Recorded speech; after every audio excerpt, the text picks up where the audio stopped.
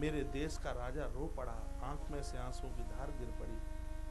आज देखिए हिंदुस्तान में 10 लाख गाय रोज सूर्य उदय से पहले कटती हैं, लेकिन यहाँ की सरकारों को, यहाँ के लोगों को कोई फर्क नहीं पड़ता। अंधाधुंध गाय काटी जाए, इतनी गाय कटती है। अंबा से पनाट की तरफ जाए तो एक चंबल का पुल मिलता है। बहुत साल पहले हमने यहाँ कथा करी, बहुत बरसें हो गई। तो गायों का झुंड कसाई लोग लेके जा रहे और किसान लोग ऐसे विदा करने को जा रहे हैं जैसे कोई समधी को छोड़ने के लिए जा रहा हो। मैंने व्यास गद्दी पर कथा रोकी, उतर के नीचे आया, मैंने कहा गाय कहाँ जा रही है, रोको इन्हें। वहां एक पुलिस का कैंप लगा हुआ होता है, मैंने उनका साथ लिया। बोले हम खरीद के लेके जा रहे हैं। मैंने उन दादा लोगों को बोला कि कसाई है, हत्यारे हैं, तुमने 1500 1500 रुपए में गैया बेची है, कितना बड़ा जघन्य अपराध है। हमें बोलते हैं ये दूध देती नहीं है तो 100-200 रुपए का इनको काय के लिए खिलाए। मैंने कहा गैया तो बूढ़ी हो गई, दूध नहीं देती, कसाईयों के हाथ दे दिया, लेकिन ये माता पिता बूढ़े हो गए हैं, इनको किन के हाथ दोगे। जैसे माता पिता की सेवा करना परम जरूरी है, गौ माता की भी सेवा करना इतना ही जरूरी है। आदमी जब शरीर छोड़ता है, बैतरणी नाम की नदी पर गैया मैया जहाज बन करके खड़ी होती है इस जीवात्मा को भव सागर से पार करने के लिए। बिटिया के विवाह में 50 लाख रुपया खर्च करना, यदि उस कन्या दान में गौदान नहीं हुआ है तो कन्या दान का पुण्य नहीं है। ये इतना बड़ा यज्ञ हो रहा है, इतना बड़ा भंडारा हो रहा है, यदि इस कथा में गौ को दान न किया जावे तो उस सत्कर्म का उसका मायना क्या, उसका मतलब क्या है। मैं व्यासपीठ से बराबर निवेदन करता रहता हूँ। यहाँ कृषक लोग बैठे हैं, गांव के किसान दादा लोग बैठे हुए हैं। आप 1,00,000, 2,00,000, 1,25,000, 1,50,000 रुपए की आप भैंस रखते हैं, मेरे निवेदन पर 10-20 हजार रुपए की आप गाय रखना आप शुरू कीजिए। आपसे मेरी यह प्रार्थना है। दूध के लिए आप जर्सी मत रखिए, ये जर्सी गाय नहीं है, आपको जानकारी नहीं होगी। जिस समय मेरा देश आजाद नहीं हुआ था तो ये अंग्रेजों की चाल थी। अंग्रेजों को पता था कि हिंदुस्तानियों की श्रद्धा गाय के प्रति है। इनके विदेश का एक जानवर महाराज, उसको इन्होंने गाय के रूप में घोषित कर दिया। अपने यहाँ जिसको सूकर बोलते हैं, जर्सी की आगे की आप मुंडी देखिए, बिल्कुल सुवरिया जैसी उसकी मुंडी लगती है। वो है ही सूकरी, वो सूकरी है। हमारे यहाँ के वृषभ को ले जाया गया बैल को, और वहाँ की वो सूकरी, दोनों के माध्यम से महाराज एक पशु पैदा हुआ जिसका नाम है जर्सी। ये सूकरी है। जर्सी का दूध पीना हमारा सुवरिया का दूध पीने की तरह है। सुवरिया का मेरा निवेदन है, देसी गैया का दूध पियो, ये सुवरिया का दूध पीना बंद कीजिए। ये कैंसर तब से पनपा है, तब से जर्सी आगे बढ़ी है। महाराज 1 लीटर पर 1000 रुपया और कोई दक्षिणा का रख करके दे, इतने पर भी इस जर्सी का दूध मत पीना। इसने इतने रोग फैलाए हैं। ऑस्ट्रेलिया जैसी जगह पर जर्सी का दूध समुद्र में बहा दिया जाता है, कोई उस दूध को हाथ नहीं लगाता। वहां उस दूध का पाउडर निकाल करके, सूखा पाउडर निकाल करके हिंदुस्तान में उसको बेचा जाता है। बेचारी सीधी सादी माताएं उस पाउडर के दूध को पानी में घोल घोल करके बच्चों को पिलाती हैं। ये कोई बात है? 7 साल के बच्चे को हमने डायबिटीज की पोजीशन में देखा है, 5 साल के बच्चे का बाल फैल होते हुए देखा है, क्योंकि उनको खुराक, उनको पोषकता ही नहीं मिल रही है। गाय ने हमें माँ कहना सिखाया है। भैंस अपने बच्चे को जन्म देती है, उसका पडरा 3 दिन घायल पड़ा रहता है। और गैया मैया अपने बच्चे को जन्म देती है, जन्म लेते ही उसका बछड़ा उछाल भरता रहता है। हम पडरा ही बनना चाहें तो भैंस का दूध पी लो। और महाराज यदि बछड़े की तरह छलांग लगाना चाहते हो, ये आदमी गैया का दूध पीता है। 4 घंटा कथा यहाँ, 4 घंटा वहाँ, और फिर भी हमें कोई फर्क नहीं पड़ता कि हम कुछ करके आए हैं। गैया मैया की कृपा है, जल्दी बूढ़े नहीं होगे। यदि गौ माता की समृद्धि, गौ माता के लिए आप अपने आप को खपा दोगे तो गाय को जूठा ना खिलाना। गाय पशु नहीं है, गाय माँ है। जब दादी के मुंह से आवाज नहीं निकलती, जब बाबा के मुंह से आवाज नहीं निकलती, तो दादा का बेटा अपने बेटे को कहेगा, लल्लू एक बछिया की पूंछ लाए के दादा के हाथ में पकड़ाए दो, जाइते लटक के भवसागर ते पार है जाएंगे। अरे भैया जीवन भर गैया में लठिया मारते रहे, कबू एक चंदिया नहीं खिलाई तो क्या लास्ट में फिर उस गौदान से मुक्ति हो जाएगी? कभी नहीं हो सकता। इस पवित्र व्यासपीठ से मेरा वंदन है, मेरा निवेदन है। आज ये कसाई लोग अंधाधुंध गाय को काट रहे हैं, इनकी नाक के में नकेल डलनी चाहिए। जिस देश में दूध और दही की नदियां बहा करती थी, उस देश में 9 लाख गौवंश की हत्या महाराज सूर्य के उदित होने से पहले हो जाती है। ये इसके ऊपर रोक तब लगेगी जब हम और आप गाय को मां का रूप दे दें, गाय का दूध पीना शुरू कर दें, चमड़े की वस्तु रखना बंद कर दें। आप सीधे साधे भले और भोले लोग हैं, आपको पता नहीं है यहाँ से 1000-1500 रुपए की जो यहाँ से गाय जाती है, यदि उसके पेट में बच्चा है तो गाय का पेट फाड़कर उस बच्चे को 1.25 लाख रुपए का चमड़ा उसका बेचा जाता है, गाय को 1 लाख रुपए का चमड़ा बेचा जाता है। आपके यहाँ से निकली गई 2000 रुपए की गाय, ये कसाई लोग उससे 2 से 2.25 लाख रुपया कमाते हैं। आज इतनी बड़ी गौ तस्करी हो रही है। आप सबसे आपके चरणों में मेरी यह प्रार्थना है, कैसे भी इस गौवंश को बचा लो। इस पूरे एरिया की गाय पोरसा होती हुई, मैगाम पोरसा होती हुई, अंबा से निकलती हुई, ये पिनहाट के पुल के ऊपर निकलती हुई सीधे यूपी के कट्टी खानों में जाकर के गाय कटती है। आपसे हमारा निवेदन है, आप गैया ना पाल पाए तो ट्रक करके वृंदावन भेज दें, लेकिन इन कसाईयों के हाथ में गाय न दें। ये गाय आज चीख रही है, गाय बिलख रही है। लोग सरकार को दोष दें, इनका चुनाव करने वाले भी तो हम ही लोग हैं। इनको राजा नेता बनाने वाला कौन है? हम लोग हैं।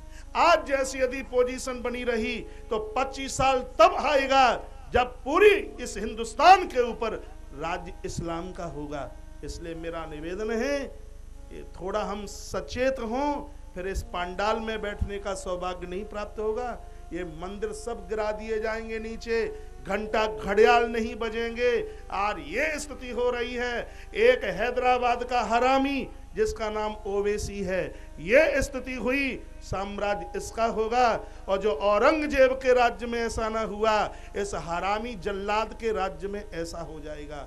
इसलिए मेरा निवेदन है, हिंदुओं जागो, जागो हिंदू, आज जागने की आवश्यकता है। ऐसी पोजीशन हो चुकी है सर, और हम कान के ऊपर ठिपुड़ी रख करके सोए हैं। चुनाव उसका करो जो हिंदू की बात करे, चुनाव उसका करो जो अपने धर्म की बात करे। आज किसी को बोल दिया जाए फोन पर राम राम, ये लोग कहते हैं महाराज जी हमें पार्टी से अलग कर दिया जाएगा, हमें राम राम मत बोलना, हमें सीताराम मत बोलना। महाराज ऐसी क्या पार्टी की जरूरत जब हम राम राम न बोल पाए? जब हम कोई बात कर देते हैं मंदिर की तो लोग कहते हैं आप तो सांप्रदायिक की बात करते हैं। मैं कहता हूं भले आदमियों, हिंदुस्तान में रहते हैं, अब राम मंदिर की बात हिंदुस्तान में ना करें तो क्या राम मंदिर की बात पाकिस्तान में जाकर के करेंगे? और ये ऐसी स्थिति हो चुकी है, अंधाधुंध गाय काटी जा रही है। ये पुलिस स्टेशनों के सामने से 100-100, 200 रुपए में पूरी भरी की भरी गाड़ी निकल जाती है। आप सबके चरणों में यह मेरी प्रार्थना होगी, कैसे भी इस गौवंश के लिए कुछ कीजिए। यदि यही स्थिति होती रही तो हिंदुस्तान का नाम और निशान खत्म हो जाएगा। आज संत विचलित हैं, बहुत परेशानी में हैं, स्थिति बहुत गंभीर हो गई है। सिर्फ इन माइकों पर गौ माता की जय बोलकर कुछ नहीं होगा। गौ माता के लिए हमें और आपको आगे आना पड़ेगा। ये हमारी बूढ़ी माताएं यहाँ बैठी हैं, इनको पता है पहले घर की पहली रोटी चंदिया के नाम पर गैया मैया को निकलती थी। आज घरों में इस बात की कंगाली आई है, पहली रोटी गैया मैया को नहीं निकलती है। पहली रोटी बच्चे खाएंगे, पहली रोटी पति खाएगा, लेकिन महाराज प्रथम रोटी गौ माता को नहीं निकलती। मैंने ग्रंथों में पढ़ा है, कितना भी बड़ा भंडारा हो, देवता उस भंडारे के प्रसाद को स्वीकार नहीं करते जब तक उस भंडारे का पहला ग्रास गौ माता के लिए नहीं निकलता है। तो देवता भी उसको स्वीकार नहीं करते। संत कहते हैं कि मंदिर से भी पहले गौ सदन होना चाहिए। राम जी का मंदिर बने, हम इस पक्ष में हैं, लेकिन राम मंदिर बनने से पहले गौ हत्या बंद हो, इसके लिए सबकी आवाज ऊपर होनी चाहिए। गाय बचेगी तो देश बचेगा, गाय नहीं होगी यज्ञ नहीं होंगे, यज्ञ नहीं होंगे वर्षा नहीं होगी, वर्षा नहीं होगी अन्न धन पैदा नहीं होगा, अन्न धन पैदा नहीं होगा तो मानव सृजन रुक जाएगा। उसके आधार में तो गौ माता है। पहले एक गाय की आंख में आंसू थे, देश का राजा रो पड़ा। आज कोई फर्क नहीं पड़ता। परीक्षित ने हाथ जोड़ करके पूछा, ये कौन है ये व्यक्ति? कहा, ये कली है राजन, हम बहुत दुखी, हम बहुत परेशान हैं। उसी समय राजा ने अपना धनुष उठाया और मारने के लिए तैयार हो गया। उस समय कलयुग चरणों में आकर के गिर पड़ा। कहा, राजन रक्ष माम पाय माम, आप मुझे मारिए मत, मैं आपके चरणों में हूं, आप मुझे अपनी इच्छा से जगह दे दीजिए, जहां तुम मुझे स्थान दे दोगे वहीं मैं अपना गुजारा करूंगा। राजा परीक्षित ने 4 जगह दिए। द्यूतम पानम श्रिया सूना यत्र अधर्मा चतुर्विदा।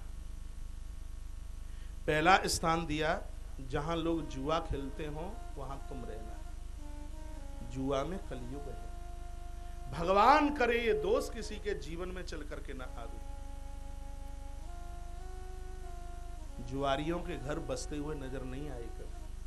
थोड़ी देर के लिए लगता है कि हम पैसे वाले हुए, लेकिन जुआरी मत्था पकड़ करके रोते हैं। दोस्त जीवन में ना आवे, जुआ में कली को जगह दे दी गई। दूसरा है मद शराब, शराब में कलियुग को स्थान दिया गया। तीसरा है स्त्री संग, पर नारी, सांप और बिच्छू का डसा हुआ व्यक्ति बच सकता है। जिस आदमी को पर नारी ने डस लिया, 3 लोक 14 भुवनों में उनको बचाने वाला पैदा नहीं हुआ। चौथा है हिंसा,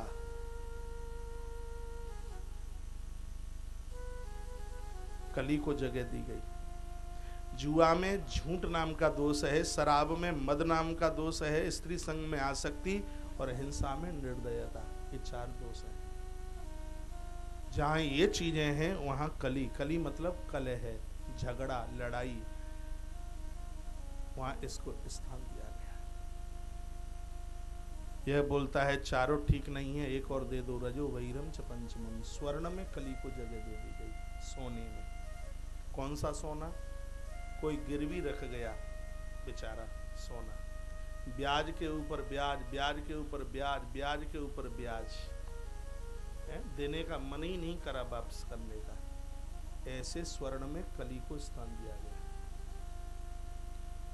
किसी ने बच्चों का विवाह था, अब वो मोटी मोटी चीजें, अपनी तो घर की कुछ होती नहीं, ये तो बड़े बड़े शादियों में जो परातें भरी हुई होती हैं वो सब मांगे का होता है। अब मैं क्या बताऊं, वो तो आपको बताइए। ईमान के ऊपर, विश्वास के ऊपर तो सब कुछ हो जाता है, लेकिन कभी कभी बुद्धि में खोट आता है और सोना हजम कर लिया जाता है। कभी कभी ऐसा होता है कि घर का कोई प्रमुख आदमी है, मालिक है घर का, पिताजी चले गए ऊपर, तो मालिक साहब वो थे। ये किसी एक व्यक्ति के लिए बात नहीं मैं बोल रहा हूं, मैं सब के लिए बोल रहा हूं। मान लिया जाए ज्वाइंट थी फैमिली, फिर सोचा कि कछु जामे ते इकट्ठो कर ले, जब अलग होंगे तब हमारे काम में जो रुपया पैसा काम में आवेगा। इकट्ठा करते करते करते करते इकट्ठा करते रहे, बाद में हमारे काम में आएगा। उसका परिणाम जानते हैं, संतान उबड़ खाबड़ निकलेगी। एक भी यदि भ्रष्ट निकल गया तो 7 पीढ़ियों की कमाई गई कमाई को बर्बाद कर देगा। जब अभी तुम 20 नाखूनों से कमा करके इतना इकट्ठा कर सकते हो, तो क्या जब अलग हो जाओगे तो क्या कमाने की रीति को भूल जाओगे क्या? ईमान कोई चीज है, 108 मनके की माला में चमकता हुआ हीरा। धरती पर ईमान बनने का मतलब ऐसा ही है।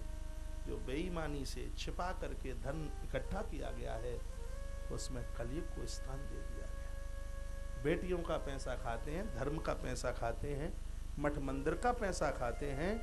महाराज उस सब में कली को जगह दे दी गई है, कली को स्थान दे दिया है। पंचों बताओ, बात समझ में आ रही है? कछु ऐसी बात तो ना है जो बुरी लगे, तो बुरी लगी जाएगी तो 17 तारीख को माफी मांग लेंगे और क्या करें। कथा सब लोगन की है, ये मेयऊ कथा है, ये जिनकी कथा है, ये जिनकी कथा है, ये जिनकी कथा है, ये मुकेश भैयऊ की कथा है, ये त्यायऊ कथा है, ये सिगन्नी की कथा है, तो जब बुरो मानवे को कछु मतलब ही ना होगा।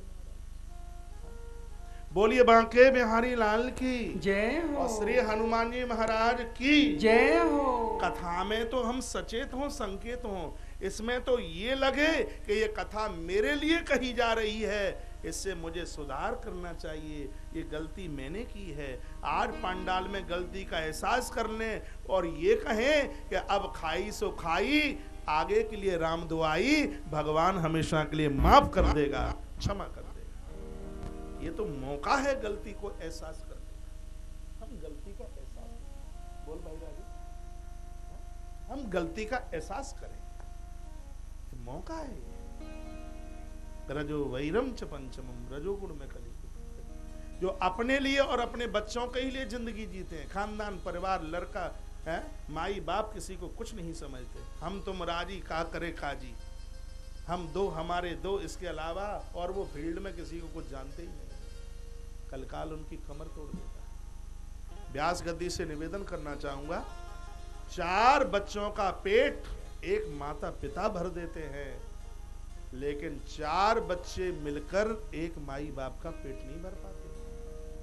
ये स्थिति है। एक कथा आपके बीच रख रहा हूं, आपने नहीं सुनी होगी, और सुन लीजिए।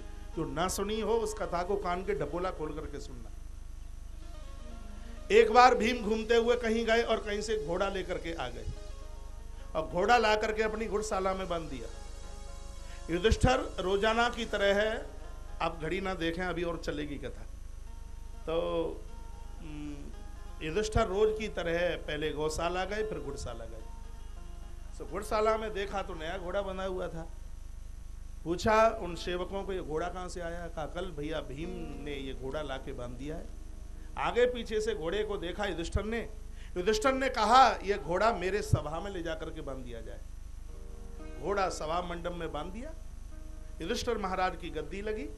इतने में 4 क्षत्रिय निकले। क्षत्रियों को तो शौक है घोड़े का।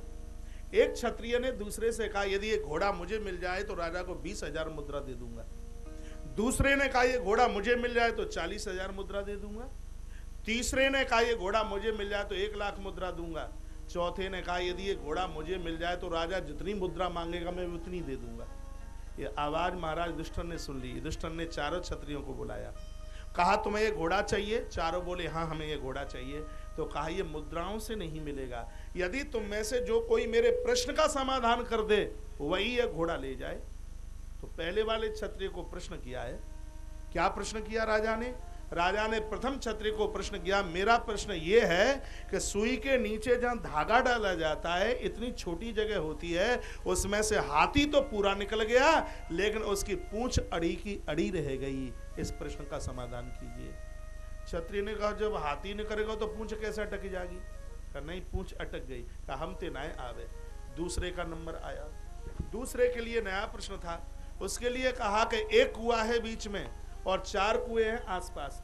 एक कुएं में बाढ़ आती है तो एक कुआं चारों कुओं को भर देता है, लेकिन जब 4 कुओं में बाढ़ आती है तो 4 कुएं मिलकर के एक कुएं को नहीं भर पाते। इस प्रश्न का समाधान कीजिए। दूसरे क्षत्रिय ने कहा एक चान्य भद्दे और 4 एक नाए भर पावे जो बात गले नाए उतरे। कहा तो तुम भी घोड़े के लायक नहीं हो। तीसरे का नंबर आया। तीसरे क्षत्रिय के लिए भी नया सवाल था। उसके लिए कहा कि हमारा प्रश्न तुम्हारे लिए यह है कि तुमने अभी तक बछिया को गाय का दूध पीते देखा होगा, लेकिन हमने देखा कि एक गाय बछिया का दूध पी रही थी और दिन रात पीती रही, लेकिन फिर भी भूखी की भूखी रह गई। प्रश्न का समाधान करे। कहा हमसे नहीं आता।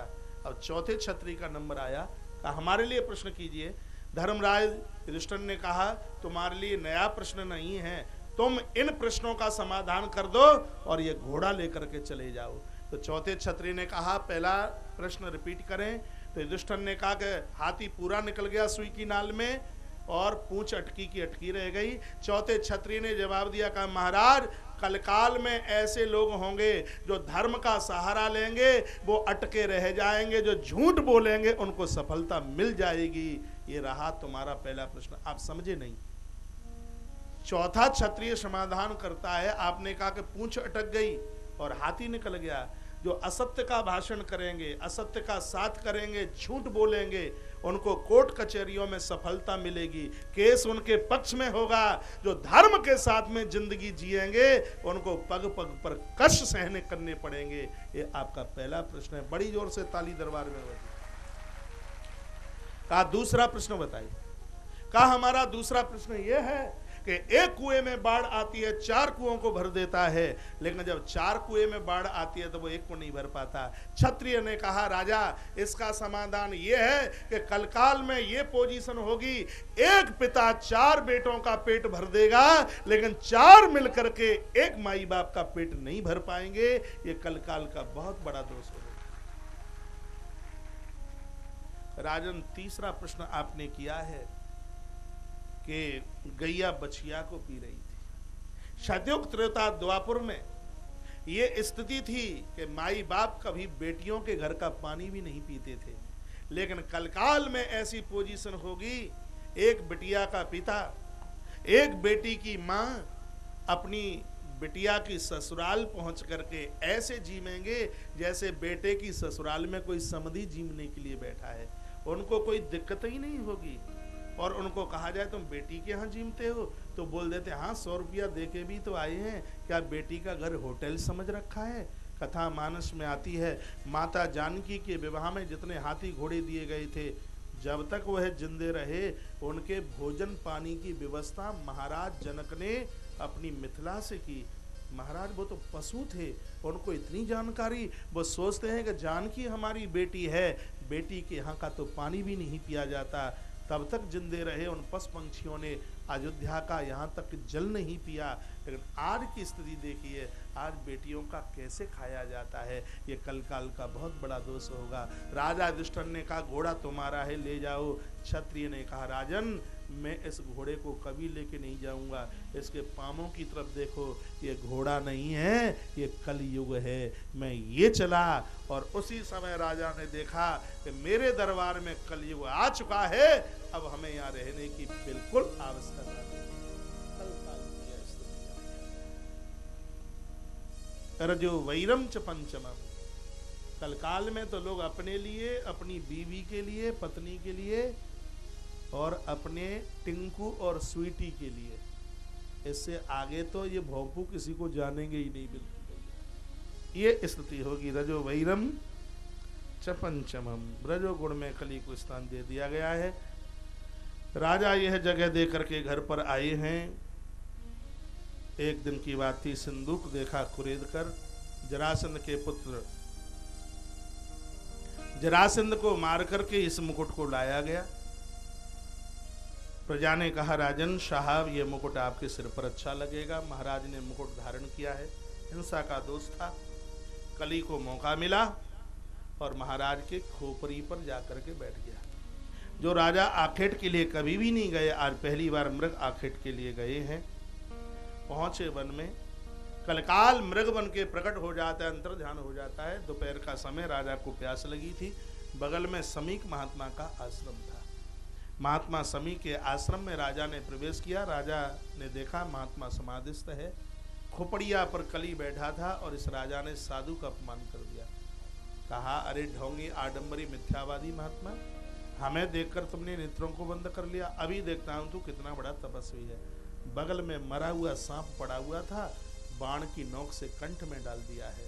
महाराज महात्मा का अपमानित करते हुए राजा परीक्षित घर पर चले आए। थोड़ी दूरी पर कौसकी नाम की नदी के किनारे इनका बेटा तप में बैठा हुआ था, जिसका नाम है श्रृंगी।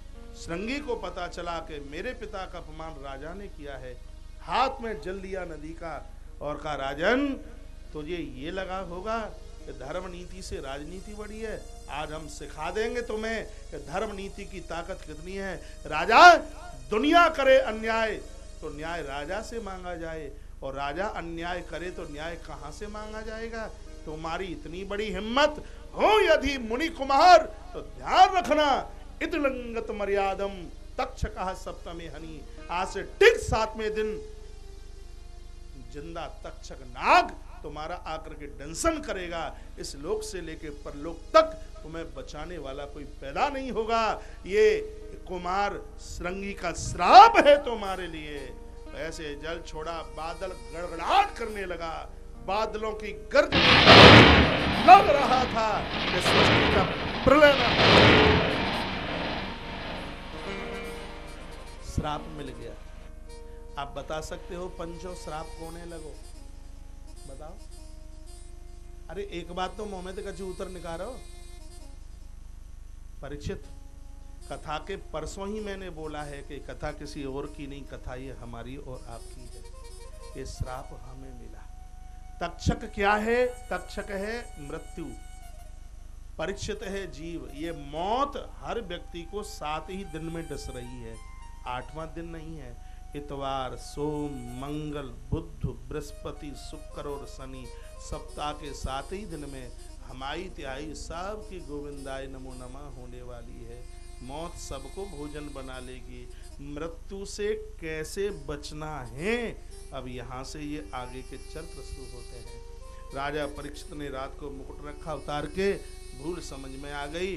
समीक ने 2 चेलों को भेजा और कहा राजा को बोल दो कि राजा को यह बोल दीजिए कि 7वें दिन मृत्यु हो जाएगी, अपनी मौत को सुधारने के लिए राजा कोई उपाय खोज ले। उसी समय राजा ने घर छोड़ा, गंगा के किनारे जाकर के पहुंचे। महात्मा लोग गिर गुहाओं से निकल करके आ गए हैं। चरणों में परीक्षित ने प्रणाम किया। काता प्रक्षाम शम सिद्धम योगिनाम परमम गुरुम पुरुषस्य कार्य म्रियमाणस सर्वथा। गुरुदेव, यदि किसी व्यक्ति की मौत नजदीक आ गई हो, उस समय उस व्यक्ति को क्या करना चाहिए बताइए। श्रोतव्यम, कुछ सुने, जाप्यम जप करे, स्मृत्यम स्मरण करे, भजनीयम कोई भजन करे, चाहे यत तद ब्रूही। आप बताइए उस समय उस व्यक्ति को क्या करना चाहिए। ये प्रश्न मेरा और आपका है। हर व्यक्ति की तो मौत नजदीक है। क्या भरोसा है इस जिंदगी का, साथ देती नहीं है किसी का। जो श्वास बाहर गई है लौट करके भी अंदर आएगी कि नहीं पता नहीं है। देवर्षि नारद जैसे महात्मा लोग चल करके आए, महात्माओं को कहा नारद ने कि बचा लो। संतों ने कहा हम नहीं बचा सकते, हमसे ज्यादा भजनानंदी है, हम तो फल भी खा लेते हैं। राजा आया है तब से इसने पानी भी नहीं पिया। देवर्षि नारद चले गंगा के किनारे किनारे और सोचा कि राजा को कौन बचा सकता है। एक ऐसा अवधूत मिला जिसकी 16 साल की आयु है, जिसको अपनी देह का होश नहीं। देवर्षि नारद ने प्रणाम किया और मन में सोचा ये महात्मा राजा को जरूर बचाव कर देगा। गुरुदेव को प्रणाम किया, कहा गुरुदेव राजा को श्राप लगा है, महात्मा ने श्राप दिया है 7वें दिन नाग डस लेगा, इसलिए राजा को बचा लीजिए। तो उस महात्मा ने जवाब दिया जिसने साधु का अपमान किया है उसको दंड मिलना ही चाहिए, चले जाइए यहाँ से। नारद ने चरण पकड़े, कहा गुरुदेव मैं आपसे एक प्रश्न करना चाहता हूँ। ये कथा भागवत में नहीं है, स्कंद पुराण की कथा है, सुन लीजिए। मैं आपसे प्रश्न करना चाहता हूँ। देवर्षि नारद बोले क्या प्रश्न करना चाहते हो? कि रास्ते में कोई अंधा व्यक्ति आ रहा हो और गहरा कुआं हो और कुएं के बगल में कोई आंख वाला व्यक्ति बैठा हो। आप ये बताइए, आंख वाला व्यक्ति अंधे व्यक्ति को देख रहा हो तो वह अंधे व्यक्ति को कुएं में गिर जाने दे, इसमें धर्म है या उस व्यक्ति